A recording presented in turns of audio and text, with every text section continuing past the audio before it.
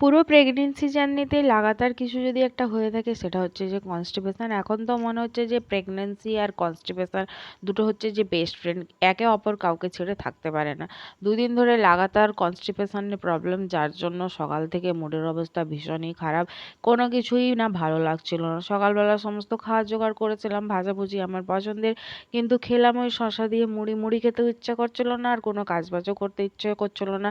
এবার মনে হচ্ছে যে মেডিসিন খেতেই হবে। এতদিন ধরে মেডিসিন খাচ্ছিলাম, মিডিলটা মেডিসিন বন্ধ করেছিলাম যেহেতু সব কিছু রেগুলার হয়ে গিয়েছিল।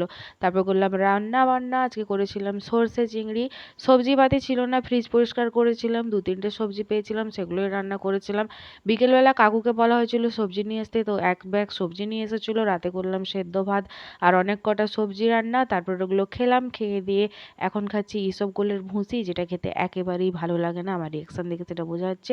রাতে করলাম অয়েল ম্যাসাজ। Okay, by.